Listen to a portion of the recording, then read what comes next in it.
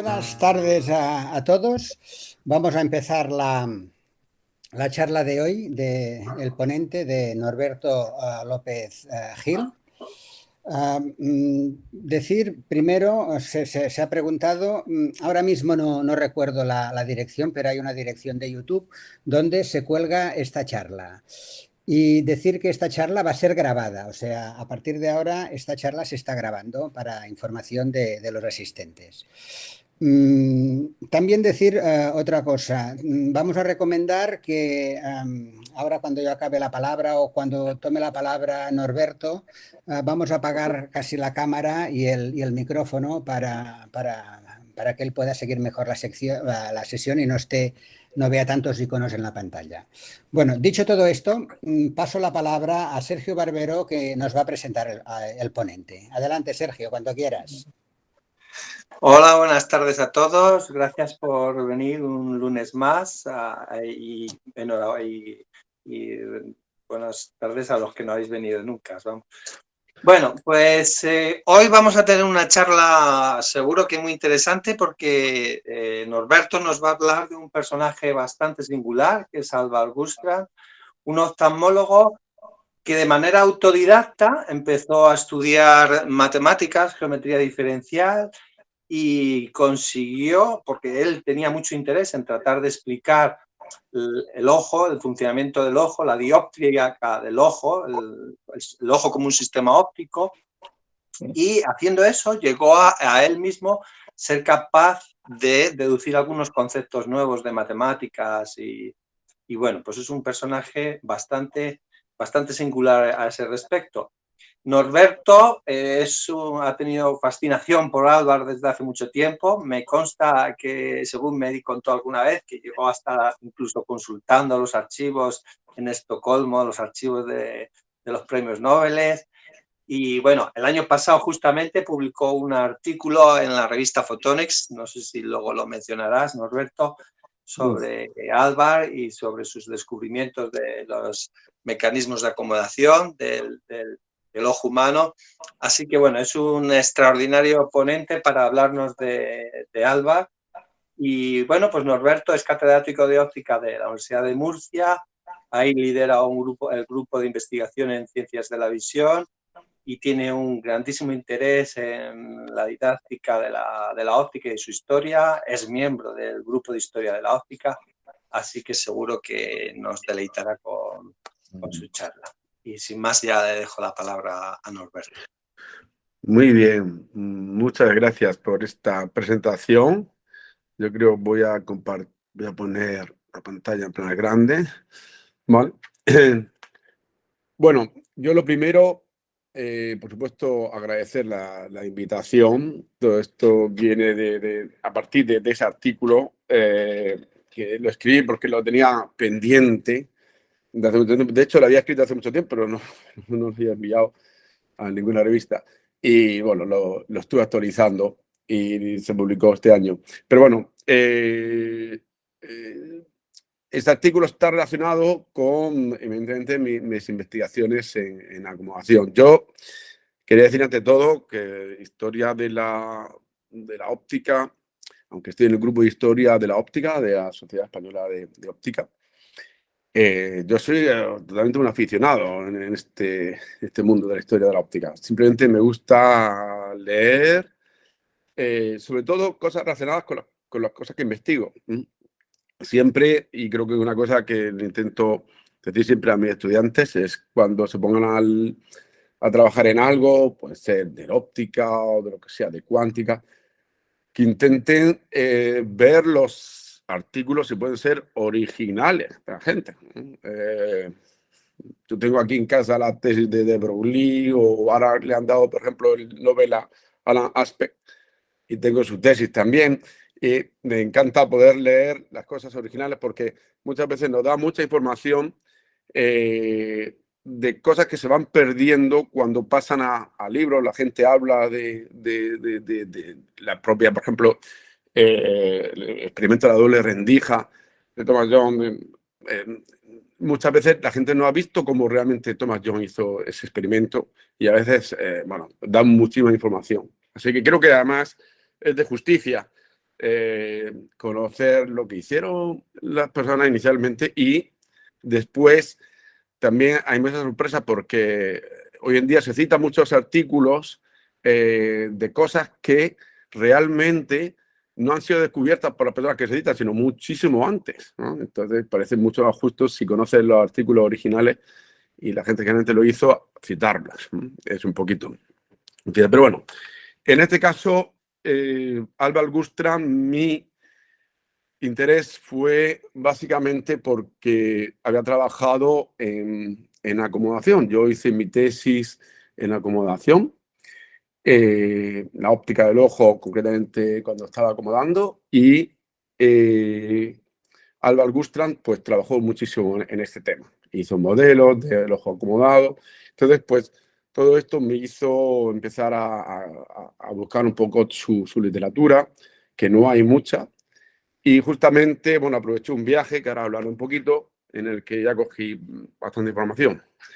Bueno, justamente mi interés en la acomodación, yo creo que básicamente todos los que estamos aquí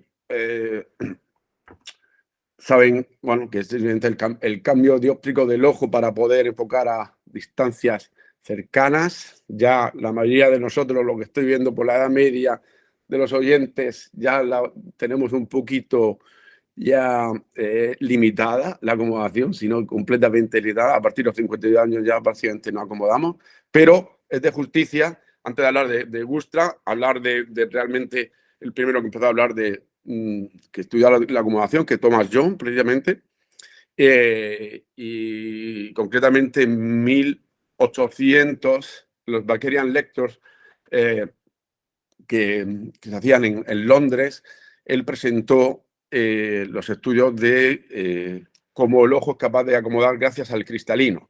De hecho, incluso metía el ojo dentro del agua para anular el poder dióptrico de la córnea y ver que todavía podía acomodar. Incluso hizo muchísimas cosas. Ese artículo incluso dijo cosas que todavía no se hablaba de la aberración esférica que cambia al acomodar, y él ya hizo alusión a eso.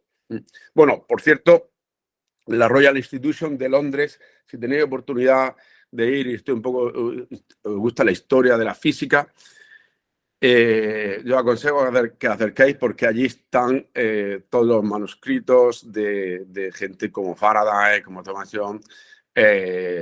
Por ejemplo, Thomas Young, sabéis, bueno, el experimento de la doble rendija, o incluso la visión del color, que después Helmholtz obviamente perfeccionó, o incluso hizo unas expediciones a Egipto y la piedra Rosetta fue capaz de escribir, bueno, con Champollion, saber cómo los jeroglíficos egipcios, bueno, cómo escribían. Eso, por cierto, en el Museo Británico lo tenéis ahí, la piedra Rosetta, y también habla de Thomas Young. Bueno, que era para mí uno de los grandes científicos del mundo. Bueno, y aparte, Thomas Young, eso fue en 1802, básicamente, y Helmholtz, que es el padre, digamos, de la óptica fisiológica, ya como medio siglo más tarde, ya perfecciona lo que había dicho Thomas Young, diciendo cómo realmente el ojo es capaz de acomodar, ¿no? Y la mayoría de las cosas que voy poniendo aquí, tengo todos los artículos, los manuscritos. Si queréis alguien que después nos necesitáis, yo os puedo enviar. Bueno,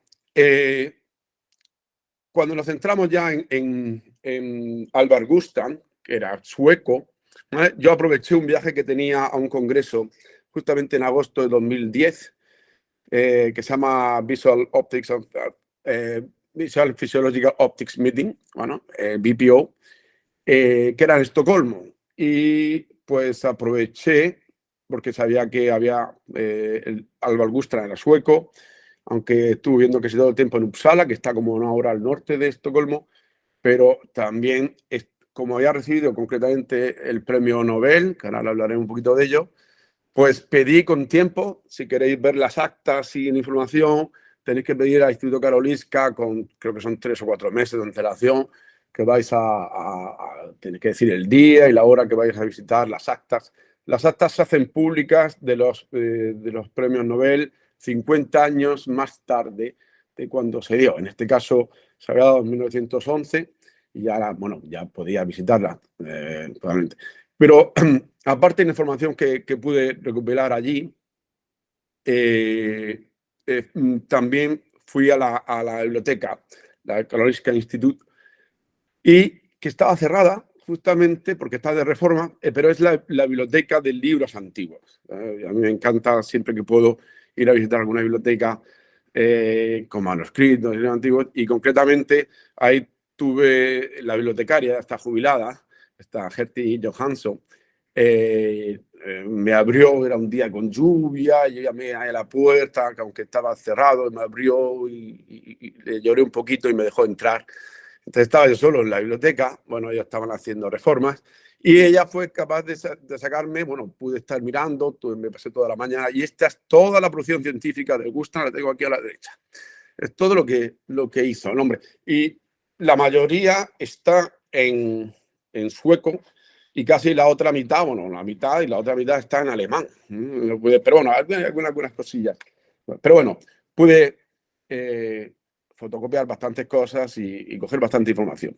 Bueno, este señor, Alvar Gustav, básicamente, bueno, nació ahí en Landskrona, en Suecia, y le gustaba desde pequeño, le gustaba la ingeniería mucho, pero su padre, que era médico, quiso que estudiara oftalmología o medicina. Después se especializó en oftalmología.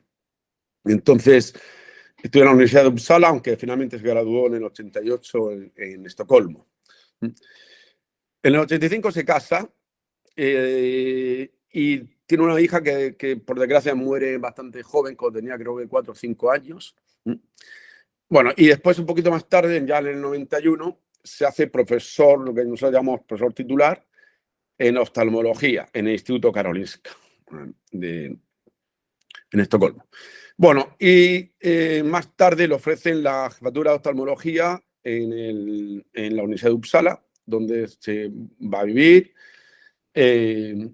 Y bueno, se hace catedrático en óptica fisiológica, porque a partir de 1914 ya deja básicamente de hacer cirugía en oftalmología y se dedica a la investigación. Le gustaba mucho la óptica fisiológica y bueno, y ahí se queda hasta 1927, que ya se jubila, y un par de años más tarde muere en Estocolmo, creo que tenía 68 años de edad. Bueno, como méritos científicos de este hombre, hizo muchos estudios teóricos y experimentales sobre la óptica del ojo, la acomodación, sobre todo, y el astigmatismo, que es lo que a mí me interesaba, la parte de la acomodación. Pero bueno, aparte, aunque se diga que es el que inventó la lámpara de hendidura, realmente no la inventó la lámpara de hendidura, la lámpara que a lo mejor conocéis cuando vais al oftalmólogo o al optometrista, os pone una línea de luz muy fuerte sobre la córnea, con eso se pueden ver bien la córnea y la parte anterior del ojo, en la parte del cristalino, aunque se puede utilizar también una lente y ver la parte posterior, la retina. Pero bueno, es un instrumento hoy en día importantísimo que tienen básicamente en todas las clínicas oftalmológicas y optométricas. Bueno, parte de esa profesión fue por sus trabajos con Zeiss, con Henker, que era el director de oftalmología de Zeiss, en aquel momento en el que diseñaron las lentes que se podían utilizar para la hendidura. También se hizo para poder hacer la binocular. Aparte, mejoró el oftalmoscopio que ya había desarrollado Helmholtz, aunque realmente la historia del oftalmoscopio, yo la he estado leyendo un poquito, y es Charles Babbage, que era un matemático bastante excéntrico. La historia de Babbage es muy, muy interesante, no voy a meter ahora. Si tenéis ocasión y os gustan los podcasts, os aconsejo que escuchéis uno de cienciaes.com sobre científicos en ciencia y genio, se llama el apartado. Y ahí habla de un poco la vida personal de grandes científicos. y concretamente la de Charles Babbage es muy interesante, es que desarrolló la primera básicamente calculadora automática. Bueno, aparte desarrolló una técnica quirúrgica que se llama el Symplefaron, que es, bueno, cuando se pega parte del párpado globo ocular. Aparte también desarrolló junto con Zeiss una serie de lentes para la gente que estaba operada de catarata, que no había lentes intraoculares, entonces necesitaban lentes de mucha potencia. Hizo bastantes cosas. Aparte, no tiene mucha producción científica, como he dicho, tiene algunos libros, bueno, aparte de su tesis sobre la contribución del astigmatismo, pero era, como ha dicho Sergio Barbero, muy autodidacta en la parte de ciencias, sobre todo en matemáticas, pero fue muy... bueno, también tiene otro sobre teoría general de aberraciones monocromáticas y su aplicación a oftalmología, otro sobre la imagen en medios heterogéneos, porque él estudió cuando el cristalino no era homogéneo, ya veremos un poquito ahora con detalle. Y también otros de un handbook de óptica fisiológica, otros más de recopilación de todas las cosas que había hecho. Eso ya años a partir de 1907. En 1911 escribió también otro libro de introducción a los métodos de la refracción de los humanos. Pero bueno, si buscáis la vida de un poco Alvar Gustra, lo ponéis en un buscador, lo primero que va a aparecer es que básicamente recibió un premio Nobel, ¿vale? El premio Nobel fue en 1911 por fisiología o medicina y era por sus estudios sobre la óptica del ojo. De hecho, ese es el acta, una fotocopia del acta que hice en Karolinska, en donde la traducción, esto es directamente del sueco, la traducción por poco respetuosamente del profesor Alvar Gustran de Uppsala para que reciba el premio Nobel este año por su trabajo en imagen óptica. Johansson, que era precisamente el presidente del Comité Nobel de Fisiología y Medicina. Ese año, bueno, como curiosidad os puedo indicar que en la página siguiente a esta estaba propuesto Hering, el de la teoría del doble proceso del color, estaba puesto también como que no lo recibió. Además, Gustran ese año estuvo propuesto también por física. El año anterior, en 1910, lo propusieron junto con Einstein, quien más sea, Poincaré y no sé quién más, y no se lo dieron, a él no se lo dieron, y ese año lo propusieron también para física. Y él rechazó el de física. O sea, el año él lo propusieron para tanto el de fisiología o medicina como para física. Y él pues rechazó el de física y tomó este. Vale, ahí hay una cosa importante que hay que decir, es que él estaba en el comité de física. Justamente ese año, en 1911, entró a formar parte del Comité Nobel de Física. O sea que realmente se está dando el premio Nobel a sí mismo, ¿no? o proponía tenerlo. Entonces yo creo que, no sé, quizás fue algún tipo de acuerdo con el de fisiología o medicina para que se lo dieran por esa vía. Pero bueno, ahora veremos un poquito más sobre el Nobel más adelante. O el Nobel. Yo a veces digo Nobel, otras veces digo Nobel, pero realmente es Nobel. Si vais a Estocolmo, aquí justamente es el ayuntamiento. Es una foto ahí donde realmente se da, los reyes dan bueno, dan directamente la medalla a los candidatos, bueno, a los que han ganado el Nobel. Eso se hace siempre en diciembre, en principio de diciembre. Y desde esta ventana que hay aquí se puede ver esta isla, que es la Riddarholmen, que es la isla de los caballeros, que ahí es donde está el museo del premio Nobel. Podéis visitar un museo, bueno, es como muy moderno, interesante, pero lo más interesante del museo no es lo que se puede visitar, por lo menos para mí, era su sótano. Lo que pasa es que para poder acceder al sótano y a todos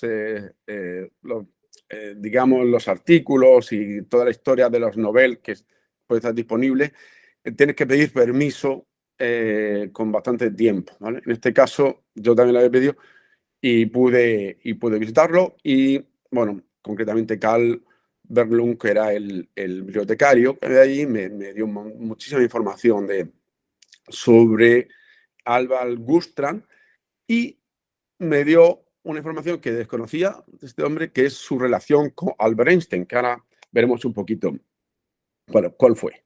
Bueno, este es parte del...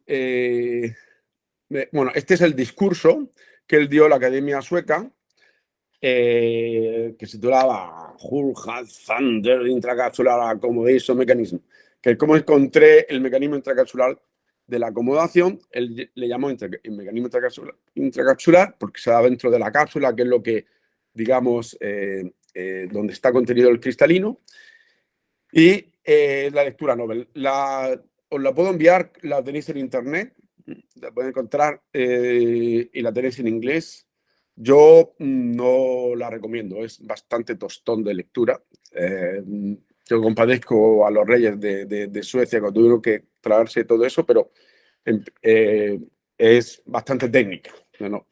Bueno, en cualquier caso, ahí habla del mecanismo intracapsular, que es un tema que a mí me interesa bastante. Y os cuento un poquito de la óptica del mecanismo intracapsular. Bueno, básicamente el ojo puede cambiar la potencia porque cambia el cristalino, los radios de curvatura, ¿no? Entonces, aquí tenéis aquí abajo intentado poner, si tenemos un cristalino con unos radios de curvatura, al acomodar, digamos, los radios de curvatura disminuye el radio de curvatura, aumenta la curvatura y entonces el cristalino coge más potencia, ¿vale? Con lo cual, bueno, pues puede ver objetos cercanos. Ahora, lo que propuso Gustran es, y porque ya se sabía que el cristalino tenía índices de refracción diferentes, dentro era como si tuviéramos una lente dentro de otra, lo que al acomodar ese cristalino digamos, con una lente dentro, como si estuviese formado por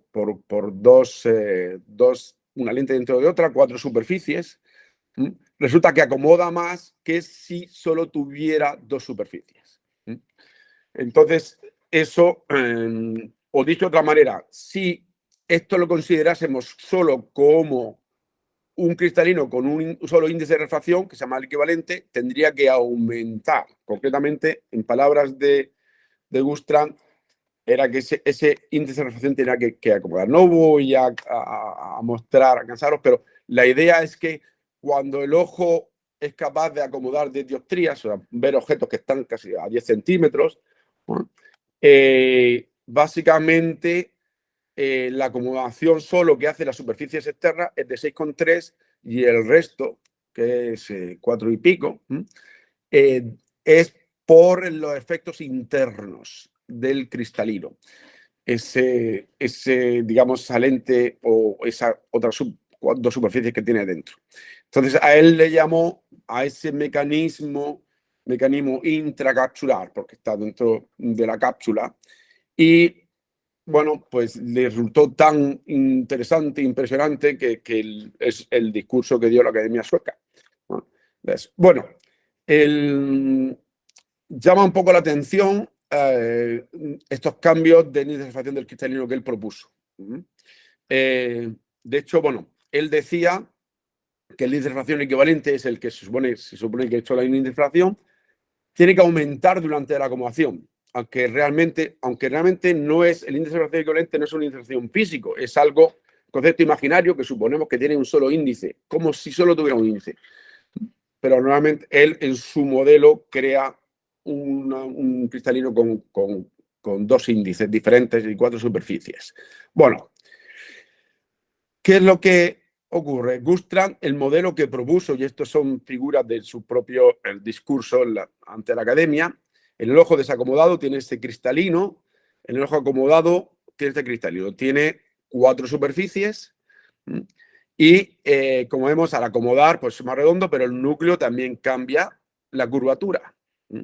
Concretamente, el cristalino desacomodado tiene el radio anterior del núcleo, el radio anterior pasa de 7,91 milímetros cuando está desacomodado a 2,66, o sea, que se vuelve muy redondo el núcleo. ¿Vale? Bueno, hoy en día sabemos, porque tenemos ya imágenes como es esta de aquí, de este pequeño GIF, vídeo que se está poniendo, es que el núcleo del cristalino, que se ve aquí marcado con una línea verde y roja, no cambia tanto al acomodar como decía Kust. ¿Vale? No cambia tanto. Entonces, de hecho, el radio anterior del cristalino pasa de 4,6 milímetros a 3,2. O sea, el cambio es mucho más pequeño de lo que Gustra indicó. Entonces, justamente utilizando este cambio, hace que el cristalino parece que acomoda mucho más, o bueno, el ojo acomoda mucho más, pero no es cierto. No es cierto porque ese dato que él utilizó no era correcto. Y él utilizó este dato, él utilizó estos radios porque realmente no podía medir el radio de curvatura in vivo del núcleo. El cambio, ¿por qué? Porque el salto, como el cambio de índice de refracción es muy pequeño, apenas hay luz que se refleja en la superficie del núcleo, que es lo que él utilizaba la lampadura para ver la curvatura, básicamente. Pero el del núcleo no podía tener información de cómo se curvaba. Entonces, él supuso que estaba acomodando muchísimo. Y bueno, realmente el ojo resulta que no acomoda tanto. No me voy a meter aquí los detalles, pero él supuso que cuando el ojo está mirando a 10 centímetros, está acomodando a 10 centímetros. Pero eso ya sabemos hoy en día que no es totalmente así. El ojo puede estar mirando a 10 centímetros, pero está acomodando menos de 10 centímetros. ¿Vale? Y eso no lo tuvo en cuenta. Bueno, es una explicación. En cualquier caso, el mecanismo, hoy en día sabemos muchas más cosas del cristalino. Y concretamente sabemos que el cristalino no solo tiene un índice de refracción, si tiene mucho, es como una cebolla que tiene capas y tiene un gradiente de índice de refracción. Conforme pasamos de fuera del humor acuoso al centro del cristalino, va aumentando por capas, va aumentando un poquito el índice de refracción, aproximadamente de 1,38 a 1,41. ¿no? Va aumentando y después va disminuyendo conforme vamos hacia el humor vítreo. Es lo que se llama un gradiente de índice o un green, ¿no?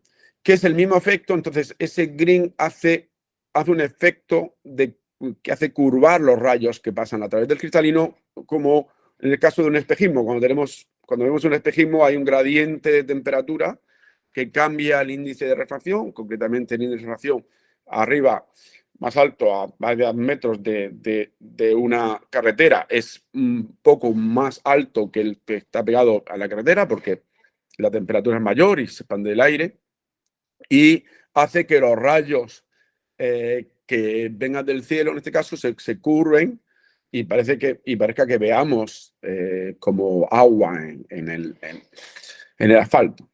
Entonces, básicamente, un gradiente índice del cristalino haría también algo parecido, aunque también, evidentemente, la curvatura de las superficies externas también hace mucho, que la luz se refracte.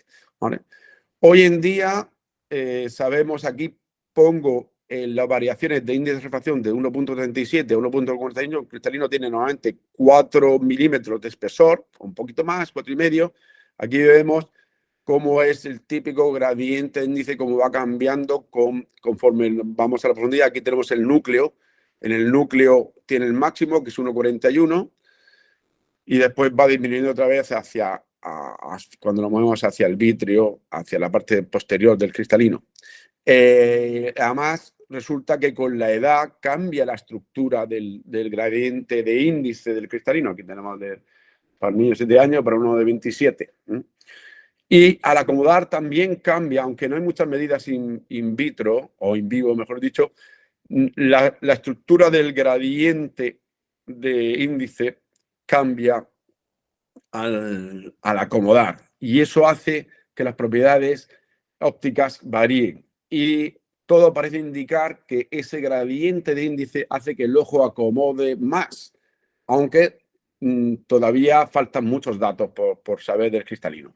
Hay varios ya estudios, los modelos que indican que como ese gradiente índice realmente hace que el ojo pueda enfocar más cerca o acomodar más. O sea, que sería una especie de mecanismo intercapsular que propuso Gustran. Lo que pasa es que el que propuso Gustran no era válido porque su curvatura no era realista.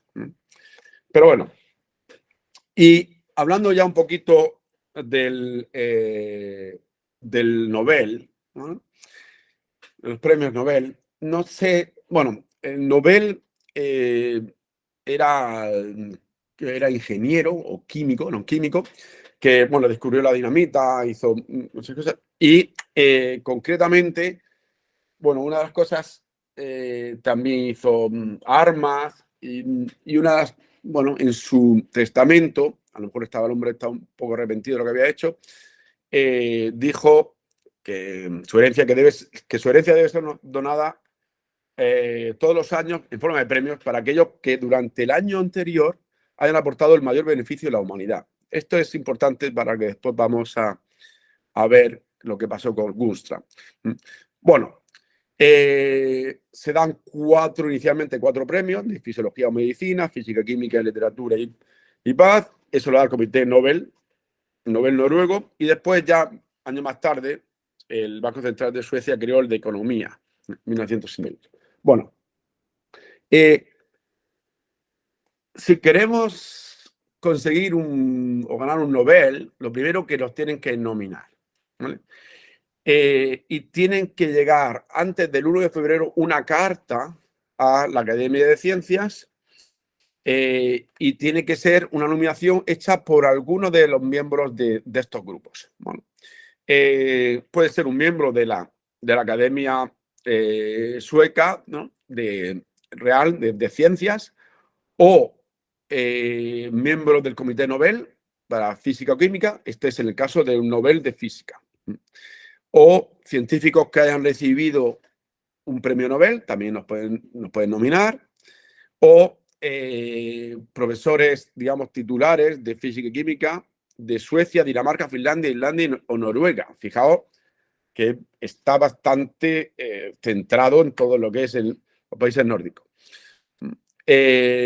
También pueden ser profesores titulares de física y química de al menos 6 centros que lo elige la Academia Sueca, ¿vale? Que a veces pueden cambiar, ¿vale? Suelen ser pues otros centros del resto del mundo, pero lo deciden ellos, ¿vale?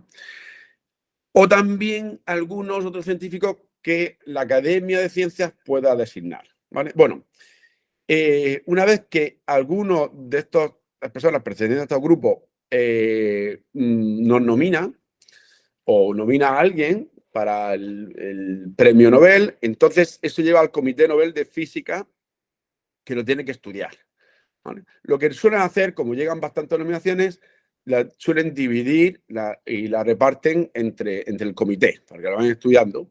Y muchas veces, muchas se repiten, porque hay muchas personas que repiten la nominación todos los años. Entonces, normalmente suele ser la misma persona la que tiene que crear un informe. Pero bueno, todo lo demás al final lo deciden todo el comité y tienen que elegir a uno. Bueno, entonces el comité al final propone a la sección de física de la Academia de Ciencias, que está formada por 10 miembros, propone unos candidatos, ¿vale? Normalmente la Academia de Ciencias suele admitir, no siempre, pero suele admitir, a lo que dice el Comité Nobel, al que los propone. Y después ese candidato lo tiene que aprobar toda la Academia de Ciencias, que es el que vota la propuesta. Una vez que la Academia de Ciencias la haya votado y salga, bueno, pues es el que gana el Nobel ese año, o los que ganan. A veces son más de uno. Pero bueno, lo importante de este grupo, o de esta forma de elegir, es que realmente es el Comité Nobel de Física es el que parte el bacalao. Normalmente. No siempre, pero normalmente. O sea, que lo que decida el Comité Nobel es lo que suele ocurrir al final. Bueno, entonces, ¿qué pasó? Bueno, pues que tenemos aquí al señor Einstein, como sabéis, de 1905, el Annus Mirabilis, que hizo varios artículos, bueno, hizo concretamente 4 artículos, realmente fueron 5, porque bueno, también su publicación, su tesis fue una publicación, pero bueno, el primero sobre el efecto fotoeléctrico, como sabéis, basado en la teoría ya cuántica que había hecho de la luz que había desarrollado unos 4 o 5 años antes Planck.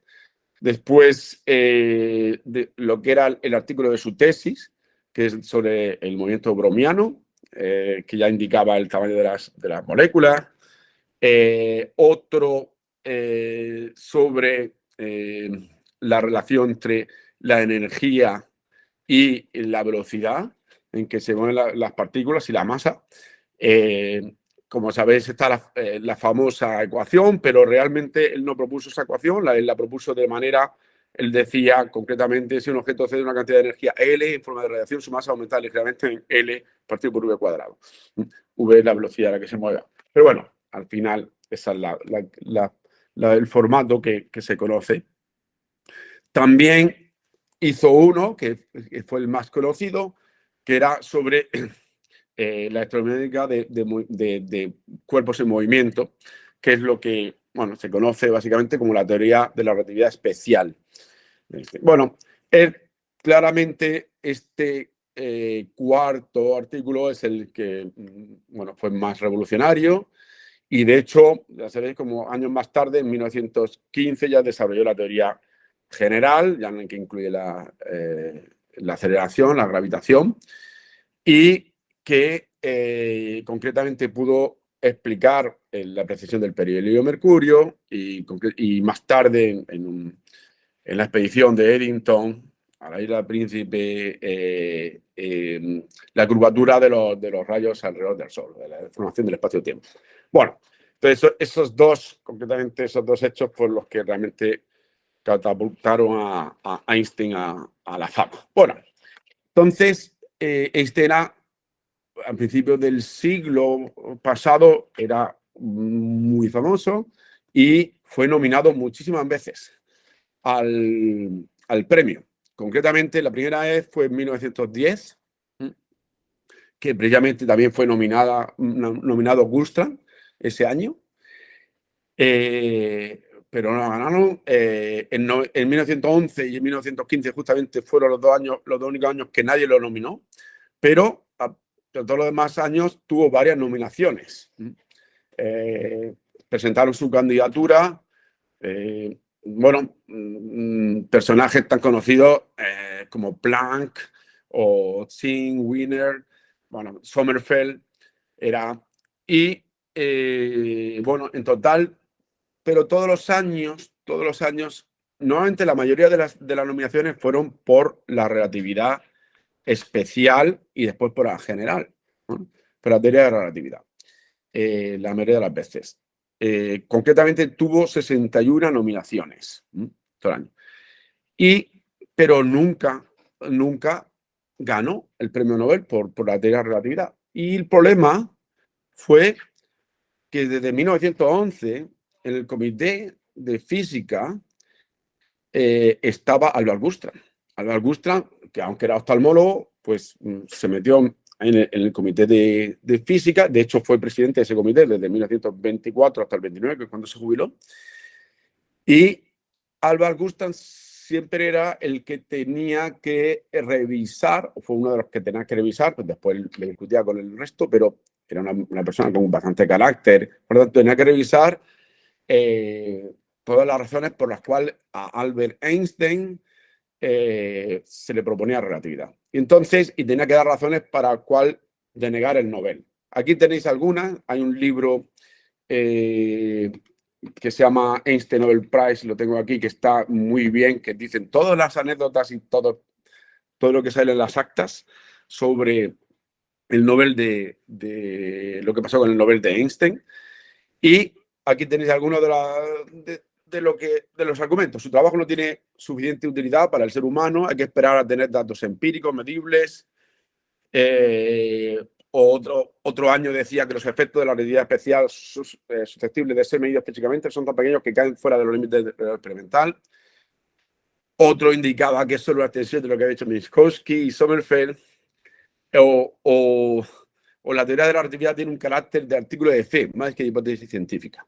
Bueno, de hecho, él siempre, una cosa que indicaba es que no hacía beneficio a la humanidad, que era lo que quería, no estaba claro el beneficio de lo que había hecho Einstein para la humanidad, que era justamente lo que quería Nobel decía en su testamento. Entonces, de hecho, hay este señor, Alfred Finn, indica en un artículo que él, que concretamente Gustrand dijo en no sé qué sitio público, no recuerdo ahora mismo los detalles, esta frase: Einstein must never receive a prize even if the entire world demand it. O sea, aunque lo diga todo el mundo, no lo tiene que recibir. Bueno, resultó que en 1919 Arrhenius, que estaba en el comité, había ganado el premio Nobel, bueno, en 1921 se retira del comité y entra un físico que era teórico, que era Ossin. Bueno, en 1921 no dan el premio Nobel, pero era ya tan conocido Albert Einstein que el comité de física propone a otra persona y, en este caso, la sección de física lo deniega. Lo deniega lo que había propuesto porque se lo quiera dar a Einstein. Entre otras cosas, se ponía ya en tela de juicio si los Nobel de física eran válidos porque no se lo estaban dando a Einstein. Y entonces, cuando lo iba a proponer a la academia, que tenía que decidir, habían propuesto a Einstein y concretamente Albert Gustrand presenta 2 cartas en contra de esa propuesta. Y la academia, al final, decide ese año no dar el Nobel de Física. No, lo paraliza en 1921, lo paraliza y lo deja para 1922. En 1922 ya Ossin estaba en el comité, se dio cuenta de lo que estaba pasando y propone el propio Ossin, que es uno de los que los del comité podían propone a Einstein por el efecto fotoeléctrico, el Nobel. Y en 1922 le dan a Einstein por el efecto fotoeléctrico el Nobel, pero que correspondía a 1921, o sea que realmente recibió en 1921. Bueno, en ese momento, bueno, gana en el 22 el correspondiente a 1921. Bueno, lo más gracioso es que en aquel momento era tan conocido, estaba dando charlas en Japón sobre relatividad y volvió en barco, paró en Palestina y paró en España, que hizo una visita en España, concretamente estuvo en Barcelona, en Zaragoza y en Madrid, y se juntó con la gente además de la CNT, tuvo varias, bueno, y muchos físicos españoles. Y siguió su camino hacia Estocolmo, que llegó al final en 1923, el 11 de julio. Concretamente, y ahí dio una charla, porque tiene que dar una charla el Nobel. Bueno, y la charla que dio no fue sobre el efecto fotoeléctrico, eso era nada. Se tituló Fundamental Ideas of Problem Theory of Relativity, que era realmente lo que quería todo el mundo escuchar, ¿vale? Aunque el premio Nobel era por el efecto fotoeléctrico. Así que esa es la pequeña historia que tiene este señor con Gustrand, que realmente se opuso todo el tiempo a que le diera el premio a la relatividad. Bueno, pues con esto yo ya básicamente no quiero aburrir más. Es simplemente un tema anecdótico Pero me pareció curioso cuando lo descubrí en el museo de Nobel, cuando lo dijo esa anécdota que tenía, o esa historia que tenía con Einstein. Así que si alguna vez nos dan algún premio o lo que sea, pues de decir, bueno, si ni siquiera se lo dieron a Einstein cuando por la relatividad, pues fijaos, sí, lo peor es tener a alguien en el comité siempre en contra. Eso es siempre difícil. Pero bueno, con esto básicamente es lo que quería contaros. Bien, muchas gracias. Y a partir de ahora, pues iniciamos el debate, preguntas. Si alguien quiere hacer alguna pregunta, que levante la mano, le daremos la palabra y que se conecte la cámara para que lo veamos, la cámara y el micrófono. Venga, cuando queráis. María Sagrario Millán ha levantado la mano. Tienes la palabra, María. Hola, bueno, muchas gracias. Me ha gustado muchísimo. La verdad es que yo creo que había leído un artículo tuyo y ya habíamos hablado algo de esto y tenía ganas de concretarlo otra vez porque lo tenía ahí agarrado en la memoria, pero poquito, ¿no? Y ahora pues he tenido la ocasión de que nos dieras todos estos detalles que me han parecido muy interesantes. O sea que muchas gracias. Ya lo había comentado con algunas personas. Y esta moraleja tuya final, ¿no? De que si alguna vez pues tenemos una contrariedad, pues nos consolemos un poco, ¿no? Digamos, mira, hasta los más grandes alguna vez han recibido un revés. Pues sí, bueno, aunque puede darte cierto consuelo, pero sí que es verdad que también, hombre, las reacciones normalmente, pues es normal que te disgustes, ¿no? Entonces, mi pregunta es, yo me imagino que si este señor durante tantos años, o sea, Gustran, ¿no? Tenía esa animadversión o se ve manifiestamente, ¿no? Que estaba empecinado en esto, pues alguno más le tuvo que apoyar. Es decir, uno no se sale adelante con la suya, bueno, un año puede ser, pero tantos, y después he visto que en alguno de esos años tenía hasta 7 nominaciones por gente de mucho prestigio y dices, eso seguro que lo argumentaban bien y todo esto, ¿no? Entonces, mi pregunta es, ¿qué otra gente apoyaba a Gustran o en qué otra gente se apoyaba a él para sacar adelante sus, su veto, ¿no? Contra Einstein? Y también si es que todas estas academias y todo esto no tienen un conflicto de interés, o sea, no tienen una declaración de conflicto de intereses, como suele pasar muchas veces, que tienes que decir, pues bueno, esta persona es familiar mío o le tengo una enemistad manifiesta, o incluso ahora en los artículos, cuando envías un artículo no solamente te piden posibles revisores, sino también gente que no quieres que se lo envíen para revisar, ¿no? Por enemistad. Sí. Esa era mi pregunta. Nada más. Bueno, muchas gracias. Sí. Bueno, vamos a ver. Lo primero es que, bueno, uno de los que, bueno, el acta la tienen que firmar todos, ¿eh? O sea, uno puede decir comentarios, pero al final todos firman el acta. Hay algunos años que el acta estaba firmada y no estaban todos de acuerdo, en que no se, o sea, en el que se había propuesto estaban todos de acuerdo, pero cuando hay, esto es como muchas veces como los proyectos de investigación, ¿no? O sea, si te lo tienen que evaluar 4, como no tengas una buena evaluación de los 4, como si es muy competitivo, no te lo da, ¿no? Entonces, en este caso, por ejemplo, Arrhenius, el problema del comité de física es que en aquel momento eran casi todos muy experimentales, ¿no? Osin fue básicamente el primero teórico, el que entró en el comité. Entonces, lo que pasó es que es una teoría extraña, ¿eh? Es una teoría extraña, muy teórica. Es la teoría de Einstein sobre todo relativo, bueno, la teoría general de relatividad, todavía más, y no era fácil de entender, a no ser que realmente te metieras, fueras teórico. Ahora ya lo tenemos, está explicado en muchos libros e incluso tampoco es una teoría simple para entender a los físicos. Entonces, yo creo que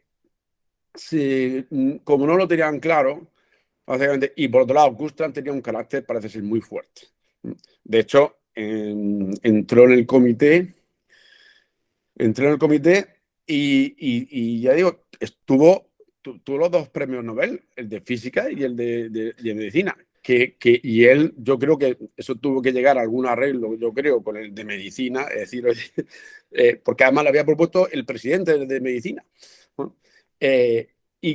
Y de hecho, en el 21 ya él fue el presidente de ese comité.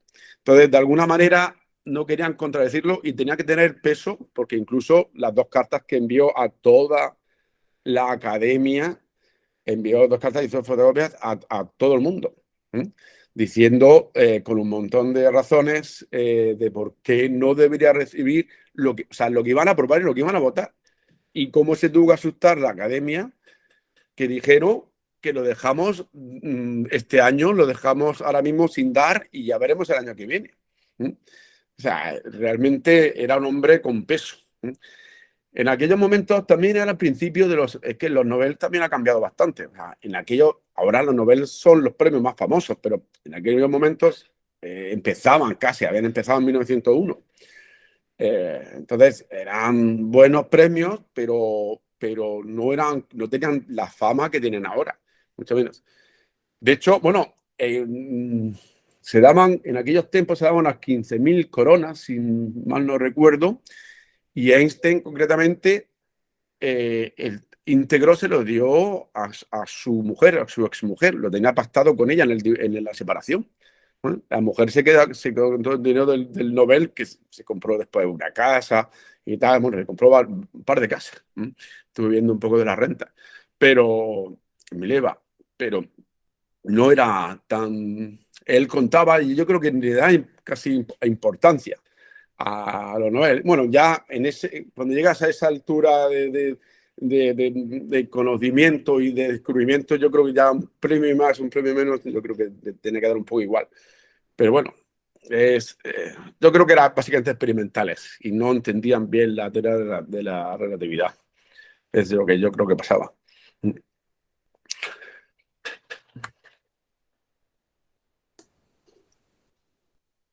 Sergio Barbero ha levantado la mano. Sergio, tienes la palabra. Hola Norberto, muchas gracias por la charla, que ha estado muy bien, muy interesante. Una pequeña reflexión y ver qué opinas tú sobre mi reflexión. Claro, Gullstrand era oftalmólogo y hizo un esfuerzo extraordinario para entender las matemáticas, formarse en matemáticas, para utilizar las matemáticas en un problema de medicina, ¿no? En un tiempo en que yo creo que no estaban tan divididas las disciplinas, ¿no? La medicina, la física, la biología, las matemáticas. Claro, ahora estamos en un tiempo de mucha especialización y se ha perdido mucho esa visión amplia. Y yo creo que, sobre todo en la oftalmología, es difícil ahora encontrar oftalmólogos con un nivel de conocimiento de las matemáticas tan profundo como el tenía Gullstrand. ¿Tú crees que es imposible recuperar esa época de conocimiento más netamente interdisciplinar y relación entre ámbitos que parecen tan distintos como son las matemáticas y la oftalmología? A mí es lo que más me parece destacable de Gullstrand, vamos. Sí, no, vamos a ver. Su mérito, no hay que quitarle mérito a Gullstrand. De hecho, es el primer oftalmólogo que recibió el premio Nobel, el primero sueco, además, también, que recibió el premio Nobel.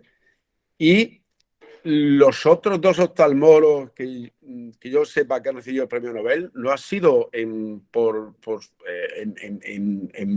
oftalmología. Ha sido un tema de química y otro en fisiología, ¿vale? Pero en oftalmólogo.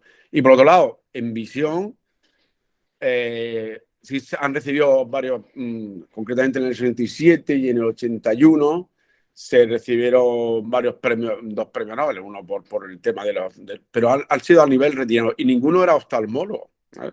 Hubble y Weissel, por ejemplo, era todo el tema del procesado neuronal, retiniano. Entonces, realmente tiene mérito que un oftalmólogo que normalmente en este caso, su educación en matemáticas es muy limitada, ¿no? Pasa que parece ser que este hombre, que él quería estudiar ingeniería y era muy autodidacta, yo he leído dentro de su biografía como personal que él se ponía, cuando venía de trabajar a las 10 de la noche, o sea, cenaba y a las 10 de la noche se ponía a trabajar en hacer sus ecuaciones, sus cosas, hasta las 2 de la mañana, todos los días. Era una persona muy...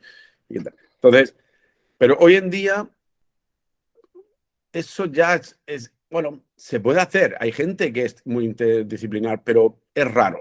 Hoy en día ya la especialización está tan asumida que es difícil y a veces es necesaria, ¿no? Hay los equipos que son más interdisciplinares, son quizás buenos para tener diferentes puntos de vista. Pero, bueno, es una anomalía, porque es más fácil que yo creo que se meta un físico a hacer cosas como nosotros, ¿no? Hacemos cosas más relacionadas con óptica o con oftalmología, que un oftalmólogo se meta en temas más de física. De hecho, su trabajo, yo no diría que es realmente de oftalmología, yo diría que es más de óptica fisiológica, ¿vale? Ahí está en el límite, si es física o si es optometría, oftalmología, ¿sabes cómo? Pero yo diría que es más tipo físico, porque es utilizar ecuaciones básicamente de formación de imágenes. La óptica es la parte de la física, pero bueno, eso es. Ya no, cada vez eso ya está, es más raro. Antes era más fácil tener casi todo el saber que había, ahora ya eso es absolutamente imposible. Imposible, ya. Pero bueno, hay alguien que realmente tiene algunas personas que se dedican a leer muchas cosas y tal, pero es poco. Es tan la cantidad de información que es imposible saber de todo. A Muy ver, bien. Paco Reyes. Sí. Francisco Reyes, cuando quieras. Hola, Norberto. Hola. Creo que, hablando contigo de este tema hace tiempo que te interesaba, creo que dijiste que es que ese año hicieron para que no estuviera en el comité Alba. ¿O fue algo así? ¿O estaba ese año que se le dieron el Nobel, seguía en el comité y lo No, quitaron? él siguió el comité hasta el año 29, si mal no recuerdo.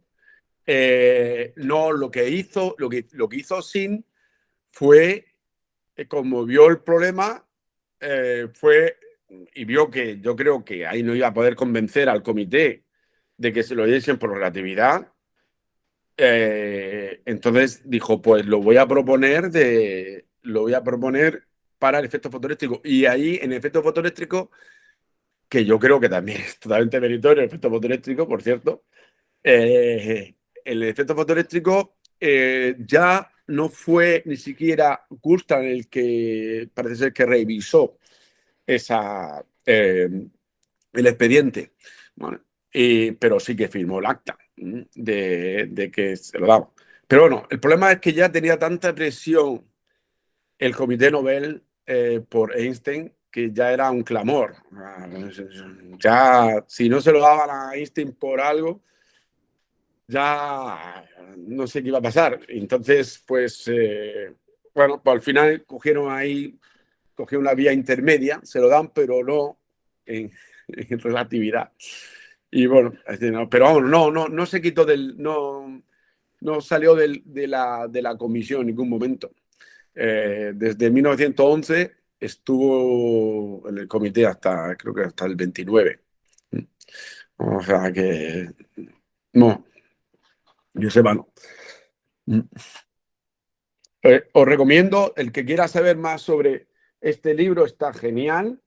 Creo que es de un sueco que fue y estuvo viendo todas las actas y escribió sobre todos los detalles cada año por año, todos los que formaban miembros del tribunal, lo que dijeron en las actas. Bueno, mucha de la información que he puesto aquí la he sacado de este libro, que por cierto ya no lo he vuelto a encontrar. O sea, lo compré hace ya como 8 o 10 años y ya no lo he vuelto Creo que ahora no se vende, pero bueno, si alguien quiere, le puedo intentar buscar alguna copia. Yo quería hacer una pregunta, y es, Einstein sufrió pues el nazismo, la persecución por ser judío. ¿Había en el Comité Nobel y tal, influyó esto? Porque también en aquella época había persecución de los judíos en el mundo. Sí. Vamos a ver, que yo sepa, no, por lo menos lo que yo he leído, no había nada de racismo ni en el comité, no dieron, o sea, no ha habido ningún comentario sobre ese tema. Pero sí que, evidentemente, la historia de Einstein, bueno, tiene una historia de ahí muy curiosa, mantenida, que por cierto, Einstein cuando ya empezó el Tercer Reich en el 33, antes ya quiso salir de Alemania. Y porque bueno, había vuelto a Alemania, primero estuvo en Suiza, tal, después volvió a Alemania. Y uno de los sitios que aceptó para irse de Alemania, el primer sitio que aceptó fue en España. Le propusieron venirse aquí a España y él aceptó. Y justamente lo que pasa es que pocas semanas después empezaron a llevarle lluvia de propuestas. Al final cogió la de Princeton y se fue a Estados Unidos. Pero la de España la aceptó. Bueno, después se arrepintió. Yo creo que quizás por eso es por lo que después paró aquí en España, a lo mejor volviendo a Estocolmo de viaje. Pero que yo sepa nada por el tema de racismo, yo por lo menos no he leído nada sobre ese tema. Bueno, ¿alguna pregunta más? ¿Alguna cosa más?